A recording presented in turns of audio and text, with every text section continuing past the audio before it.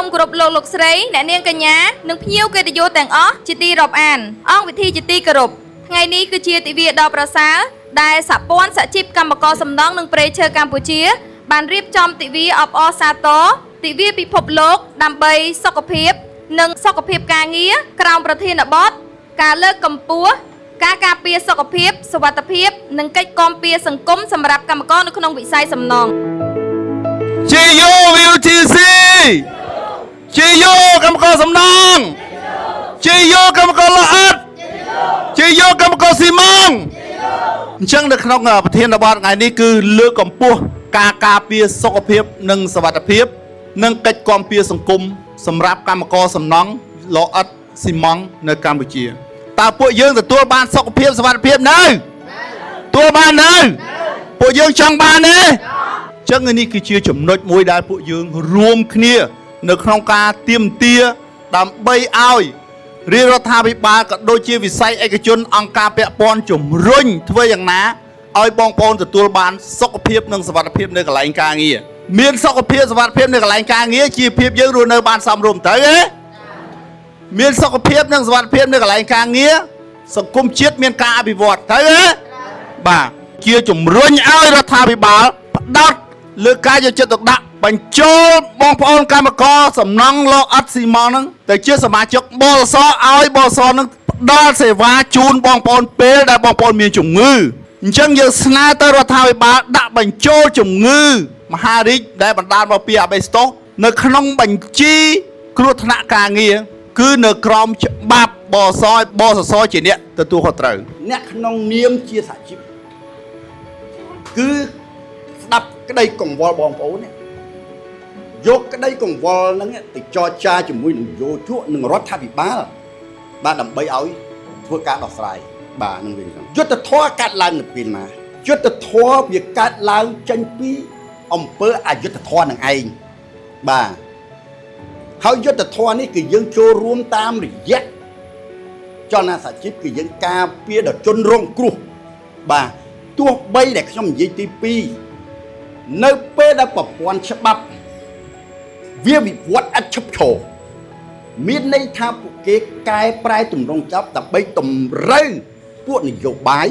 និងពួកអ្នកសេដ្ឋកិច្ចចុះយើងហេតុឲ្យអត់តម្រូវ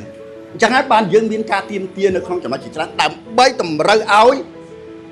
យើងរស់នៅក្នុងប្រព័ន្ធ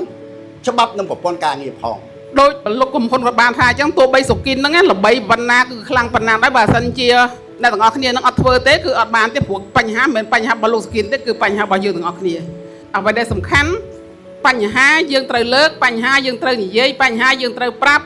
ហើយប្រាប់ទៅអ្នកណាប្រាប់ទៅអ្នកដែលមានឥទ្ធិពលប្រាប់ទៅអ្នកដែលមានអ្នកធ្វើគោលនយោបាយប្រាប់ទៅចង់និយាយថាម្ចាស់ឆ្នោតរបស់យើងតាមរយៈលោកសុគិននេះឯងដែលលោកសុគិនគាត់ជាតំណាងទាំងថ្នាក់ជាតិទាំងថ្នាក់តំបន់ទាំងថ្នាក់អន្តរជាតិទៀតព្រោះថា BWTOC យើងក៏ជាសមាជិករបស់សហជីពពិភពលោកផងដែរដល់ឡែកវិស័យសំណង់នោះបច្ចុប្បន្ននេះអត់ទាន់មានប្រាក់ឈ្នួលគេថាប្រាក់ឈ្នួលអបបរមានៅក្នុងវិស័យទេហើយអ្នកខ្លះក៏គាត់អត់ទាន់បានគេបញ្ជាក់ថាជាកម្មករក្នុងប្រព័ន្ធដែរបើសិនជាយើងមើលនៅតាមការដ្ឋានមួយចំនួនកម្មករសំណង់ដូចជាអ្នកក្រៅប្រព័ន្ធណាបានន័យថាបានជាអ្នកស៊ីឈ្នួលឲ្យគេទៅលើការធ្វើសំណង់តិចតួចទេប៉ុន្តែកិច្ចគាំពារសង្គមប្រាក់ឈ្នួលសមរម្យការយកចិត្តទុកដាក់ការព្យាបាលឲ្យផ្សេងៗនោះគឺអត់ទាន់មានការគ្រប់ដណ្ដប់មកឡើយទេបញ្ហាដែលប៉ះពាល់ពីអាបេស្តូសនេះគឺវាបណ្ដាលឲ្យទៅជាជំងឺមហារីកហើយតាមការសិក្សាស្រាវជ្រាវរបស់អង្គការអន្តរជាតិខាងការងារបានឃើញថាមានចំនួនកម្មករប្រមាណជា20ទៅ25ម៉ឺននាក់ដែលស្លាប់ជារៀងរាល់ឆ្នាំនៅទូទាំងពិភពលោកដោយសារសារធាតុអាបេស្តូសនេះហើយនៅកម្ពុជាយើងក៏មានប្រមាណជាមនុស្ស170នាក់ដែរដែលស្លាប់ដោយសារវិជ្ជាជីវៈការងារហើយនៅក្នុងនោះក៏មានកម្មករប្រមាណជា70នាក់ដែរក្នុងមួយឆ្នាំដែរស្លាប់ដោយសារស្ថានភាពដែលអាចប៉ះពាល់មកពីអាបេស្តូសចាអរិទ្ធត្បូងគឺយើងដើម្បីអីគេដើម្បីរកប្រាក់ចំណូលដើម្បីជីវភាពមែនទេចាអញ្ចឹងมันប្រកាសថាដើម្បីតែប្រាក់ចំណូលតែក៏យើងត្រូវគិតពីបញ្ហាសុខភាពសុខភាពរបស់បងប្អូនទាំងអស់គ្នាដែរចាអញ្ចឹងយើងអាចយកអាប្រាក់ឈ្នួលនោះទៅផ្ដោះប្ដូរសុខភាពរបស់យើងបានទៅពេលខ្លះគេហៅថាគេបងអំពូមីងថាលុយច្រើនតែអត់ស្រួលអញ្ចឹងទៅឧទាហរណ៍ថាឥឡូវយើងគិតទៅបើសិនជាគ្រោះថ្នាក់ម្ដងអាចធ្វើឲ្យគ្រួសារទាំងមូលនឹងធ្លាក់ក្នុងវិបត្តិអាចថាជាប់បំណុលឬក៏កាន់តែ លំបាកជាងមុនផងដែរ អញ្ចឹងបងមានអារម្មណ៍ថាមានសុខភាពសុវត្ថិភាពនៅកន្លែងការងារនៅរាល់ថ្ងៃយើងមកបាទចង់ដឹងបន្ថែមចង់ទទួលស្គាល់ឲ្យដឹងថាយ៉ាងម៉េចទៅជាការទៀមទាហើយតើមេខ្ញុំខាងលើហ្នឹងណាដែលខ្ញុំខំចូលរួមអស់រយៈពេល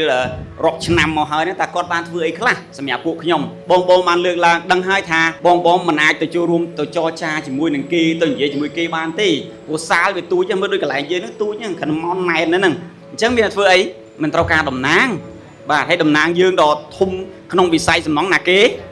ស្គាល់ទេស្គាល់ឈ្មោះគេបាទ នៅពេលបច្ចុប្បន្នមានបញ្ហាប្រឈមដូចជាមិនទទួលបានសេវារបបសន្តិសុខសង្គមមានគ្រោះថ្នាក់ការងារជាច្រើនជាបន្តបន្ទាប់នៅកន្លែងធ្វើការមិនមានការទទួលខុសត្រូវពីនយោជកនិងភាគីពាក់ព័ន្ធ ដូចជាបង្ខំតំណាងខាងឡអត់ថានៅក្នុងឡអត់យើងមានបញ្ហាអីតាក់ទងនឹងសុខភាពសុវត្ថិភាពតោះទេបងហើយបងវិរៈតំណាងឲ្យខាងរោងចក្រផលិតស៊ីម៉ងតព្រោះយើងមានរោងចក្រទាំង3ដែលជាសមាជិកមាននៅ K Cement ថៃមិនរងនិងចាក់ rating បងម៉ៅតំណាង2ទី1គឺតំណាងខាងចម្លាក់ថ្មនៅសៀមរាបហើយក៏តំណាងខេត្តសៀមរាបដែរបាទបងវិរៈនៅខេត្តកពតហើយ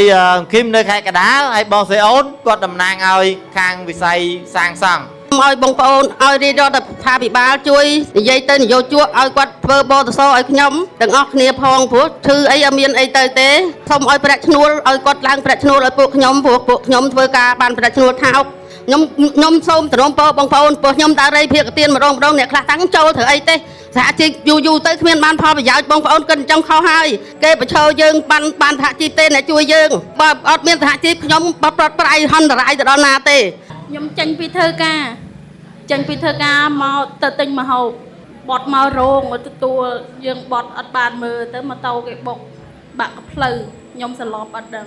ហានិភ័យដែលមាននៅក្នុងកន្លែងការងារដោយខ្ញុំបានបំពេញការងារក្នុងរយៈពេល27ឆ្នាំហើយដែលខ្ញុំជួបប្រទះនឹងហានិភ័យច្រើននៅក្នុងកន្លែងក្រុមហ៊ុនដូចជាផ្នែកខាងចម្លាក់ថ្មមានការមុតបទឺ ហើយយើងស្អាតថ្មទៅប៉ះនឹងធូលីថ្មចូលភ្នែកហើយគ្រោះថ្នាក់ការងារខ្វាក់ភ្នែកក៏មានហើយមុតបទឺរហូតដល់ដេ4-10ភ្នែកក៏មានក៏ខ្ញុំជួបប្រទះច្រើនខាងចល័តឈើ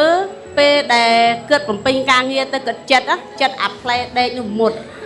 ដែលយះដៃយះអីក៏មានដែរហើយប្រឈមខ្លាំងគឺហុយប៉ះពាល់សុខភាពផ្លូវដង្ហើមយើងច្រើន បន្ទប់ទឹកបច្ចុប្បន្ននេះនៅតាមរោងចក្រសហគ្រាសបន្ទប់ទឹកយើងមានប៉ុន្តែមានចំនួនតិចវាអត់គ្រប់ទៅនឹងការតម្រូវការរបស់កម្មករយោជិកយើងវាមានច្រើនគឺអត់មានបែងចែកស្រីហើយនឹងប្រុសដូច្នេះការចូលទៅបត់ជើងអីទៅជាហេតុធ្វើឲ្យប៉ះពាល់ដល់ជាពិសេសអារម្មណ៍ដល់បងប្អូនយើងម្ដាយខាងស្ត្រីអញ្ចឹងបងទាំង4បានលើកយកនៅបញ្ហាប្រឈមផ្សេងគ្នា4ផ្នែកបាទមានឡអត់មានសាងសង់មានចម្លាក់ហើយនឹងខាងស៊ីម៉ងហើយខ្ញុំសង្ខេបបញ្ហាទូចច្រើនប៉ុន្តែបើយើងសង្ខេបឲ្យធំទៅមាន5ទី1គឺតេតើនឹងការកំណត់ប្រាក់ឈ្នួលគោល